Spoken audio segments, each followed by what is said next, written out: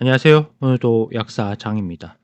여러분, 최근 뉴스 보셨습니까? 독감이 8년 만에 대유행하고 있다는 소식에 불안감을 느끼시는 분들이 많으시죠. 꼭 뉴스로 접하지 않더라도 최근 호흡기 감염 증상으로 병원에 가보신 분들은 대기 시간이 어마어마할 정도로 호흡기 질환, 독감, 감기가 유행이라는 걸 몸소 느끼실 수가 있으실 겁니다. 그런데 더 충격적인 소식은 최근 중국에서 변종 바이러스가 발견됐다는 뉴스인데 전문가들은 새로운 팬데믹 가능성까지 우려할 정도로 조심스럽게 경고하고 있습니다. 지금 이 순간 우리 가족의 건강은 괜찮은지 꼭 한번 챙겨보시길 바랍니다. 독감은 단순한 감기가 아닙니다. 특히 이번에 유행하는 A형 바이러스는 빠르게 변이를 일으키고 팬데믹을 초래할 위험이 있는 강력한 녀석입니다. 오늘 영상에서는 독감 바이러스 A형과 B형의 차이점, 그리고 효과적인 약물요법과 예방 수치까지 한번 짚고 넘어가겠습니다. 먼저 감기와 독감이 어떻게 다른지부터 짚어보겠습니다. 감기는 200여 종 이상의 바이러스들에 의해 호흡기 감염이 발생해 다양한 염증 증상을 유발한 걸 말하고, 독감은 인플루엔자 바이러스 A형, B형에 의해 발생한 감염 증상을 얘기합니다. 독감이 무서운 이유는 감기와 달리 독감은 심각한 합병증 그리고 후유증을 일으킬 수 있기 때문입니다. 이렇게 독감이라고 하면 보통 많은 분들은 독한 감기 또는 심한 감기가 독감이다 라고 생각하시기도 합니다. 단 증상의 정도 차이가 아니라 바이러스 종류의 차이에 의해 감기와 독감을 구분하기 때문에 감기가 더 포괄적인 호흡기 감염 증상이라고 보시면 됩니다. 감기에 걸려 처방을 받으러 가거나 일반 의약품 감기약을 구매해서 성분을 살펴보면 항바이러스제는 찾아볼 수가 없습니다.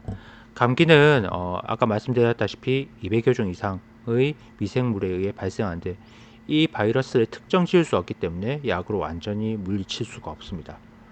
따라서 감기에 걸리게 되면 우리 몸은 스스로가 싸워서 이 면역 체계를 만들어내야 되는데, 움직이지 않고 몸이 굳어 있는 것보다 가벼운 운동을 하고 땀을 흘렸을 때 몸의 컨디션이 좀 더 올라오는 것처럼 외부에서 바이러스가 침입을 하게 되면 우리 몸이 이 면역 체계를 가동시켜 체온이 자연스럽게 높아지게 됩니다.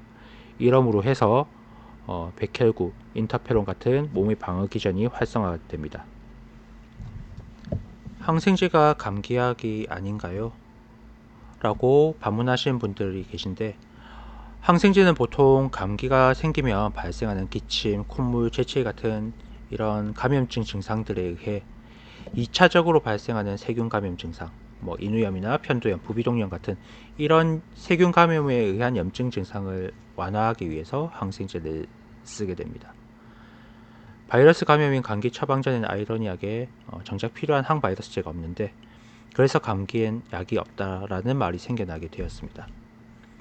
이에 반해 독감은 원인 바이러스가 명확합니다. 그래서 독감 검사로 양성, 음성을 확인할 수가 있는 것이고, 또한 동시에 예방접종도 가능합니다. 인플루엔자 바이러스 A형과 B형이 원인 미생물인데 이 두 종류가 매년 유행성 독감의 원인이 됩니다. A형 바이러스는 사람뿐 아니라 돼지, 조류 같은 동물도 감염시킬 수 있습니다. 그래서 동물 간에 전염이 되다가 인간에게 전파되기도 하죠. 가장 큰 특징은 변이가 아주 잘 일어난다는 건데, 매년 조금씩 변신하다가 새로운 변종이 나타나면 팬데믹, 즉 세계적인 대유행이 생길 수 있습니다. 우리가 잘 아는 H1N1 신종플루도 A형 바이러스의 변종이었는데, 그 팬데믹 시절 제가 병원에서 일을 했었는데 매일매일 타미플루가 동이 날 정도로 감염 증상이 아주 심했던 걸로 기억을 하고 있습니다. 이렇게 A형은 대규모 유행을 일으킬 가능성이 있기 때문에 항상 주의가 필요합니다. 이에 반해 B형 바이러스는 사람에게만 감염을 시킵니다. 그래서 변종 가능성도 A형보다 낮고 유행 규모도 작습니다. B형은 두 가지 계통, 빅토리아 계통과 야마가타 계통으로 나뉘는데, 우리가 맞는 독감 백신에는 이 두 계통 모두 포함되어 있습니다. 정리하자면 A형은 다양한 동물에게 감염이 되고 변이가 잦다. 그래서 팬데믹을 일으킬 가능성이 높다. 반면 B형은 사람에게만 감염이 되고 변이가 적어 유행이 제한적이다. A형은 세계적인 위협, B형은 지역적인 소규모 유행 정도로 구분을 하셔도 무방합니다. 하지만 두 바이러스 모두 증상이 심할 수 있으니 방심은 금물입니다. 가장 중요한 건 예방접종입니다. 독감 백신은 A형 H1N1, H3N2와 B형 빅토리아 야마가타를 포함해서 매년 새로 개발됩니다. 접종을 통해 독감에 걸릴 확률을 낮추고 걸리더라도 증상을 완화할 수 있습니다. 또한 독감에 걸렸을 때 항바이러스제를 복용하면 증상을 줄이고 회복을 도울 수 있습니다. 다만 약은 증상이 발현된 후 48시간 이내 복용해야 그 효과가 크기 때문에 내가 독감이나 감기 증상이 나타난다면 빨리 병원을 찾아서 독감 검사를 해보시는 것이 중요합니다. 현재 사용하는 독감 치료제는 타미플루로 잘 알려진 오셀타미비르, 그리고 흡입하는 자나미비르, 한번 정맥 주사로 치료하는 페라미플루, 이렇게 세 종의 독감약이 있습니다. 이 중 아이들부터 성인에게 가장 널리 쓰이는 것이 바로 타미플루인데, 이 경구로 복용하는 오셀타미비르, 타미플루와 흡입기로 투여하는 자나미비르, 정맥 주사로 투여하는 페라미비르는 A형 및 B형 인플루엔자 모두에게 효과적입니다.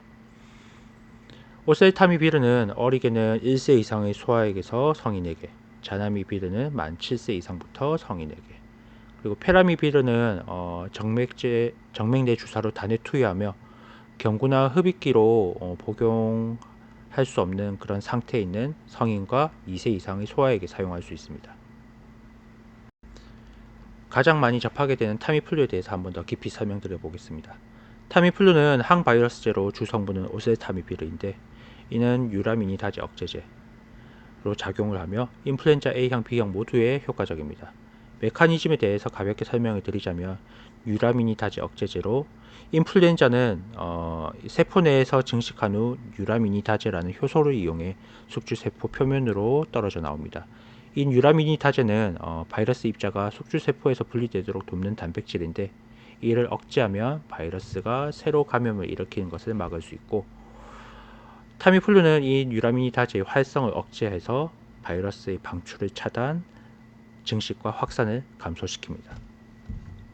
이 약은 체내에서 오셀타미비르 카복실레이트라는 활성 대사체로 변환되어 작용하는데, 증상 발현 후 48시간 이내 복용해야지 효과적입니다.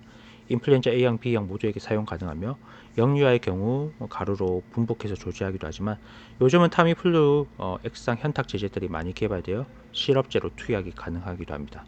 단 생후 2주 미만 신생아에게는 사용하지 않습니다. 이 타미플루의 부작용으로는 구토, 설사 등이 흔하게 나타나며 특히 영유아에게서도 자주 나타날 수 있습니다.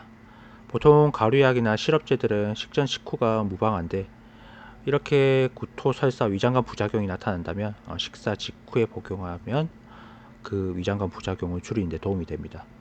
그리고 아주 드물지만 정신신경학적 증상 부작용, 경련이나 환각, 이 때문에 생기는 불안정한 행동, 그리고 또 이 때문에 생길 수 있는 안전사고, 한때 이슈가 되기도 했는데 어린이부터 사춘기 청소년까지 이러한 환각 부작용이 아주 드물게 보고가 되고 있기 때문에 타미플루를 복용하는 청소년 이하 어린이들, 영유아들은 최소 2-3일 정도는 보호자들이 주의 깊게 케어를 해주셔야 되고요. 그리고 만약 두드러기나 호흡곤란 등 발진 증상 등 이런 증상이 나타나면 복용을 중단하고 즉시 병원을 방문해야 됩니다. 독감약을 타가시거나 독감을 완치하신 분들 중에서는 이런 질문도 많이 하십니다. 내가 독감이 완치가 됐는데 가족에게서 뒤늦게 걸린 가족들이나 지인들에 의해서 시간차로 다시 재감염이 될 수 있는지, 1인 가구가 아니라면 시간차로 이런 감염 증상이 생길 수가 있는데, 특히나 어린아이, 가족 식구가 많은 집은 시간차로 지인에게서 다시 감염이 될 수가 있습니다. 단 보통 내가 이제 독감에 걸렸다가 완치가 되고 나면 우리 몸은 자연 면역을, 획득 면역을 얻게 되는데, 이 경우에는 보통 수개월에서 1년 정도 그 면역력이 지속이 된다고 합니다. 단 예전에 코로나와 신종플루 때는 이 바이러스의 변이가 너무 자주 일어나면서 14일에서 21일 이내에 재감염된 사례도 보고된 적이 있기도 합니다. 호흡기 감염의 최고의 치료와 대처는 예방과 위생입니다. 감기도 그렇고 독감도 그렇고 코로나 때도 그렇고 잘 씻고 소독하고 마스크 잘 쓰고 환기도 잘 시켜주셔야 됩니다. 독감에 걸렸다면 약물요법으로 증상을 컨트롤하는 것도 중요하지만 우리 몸이 튼튼한 면역력을 갖추기 위해 충분한 수면과 영양 섭취도 필수적입니다. 특히 면역에 도움되는 비타민들은 약을 드시는 동안에도 꾸준히 섭취하시는 것을 권장합니다. 오늘도 건강하시고 내일은 더 행복하세요. 오늘도 약사 장이었습니다.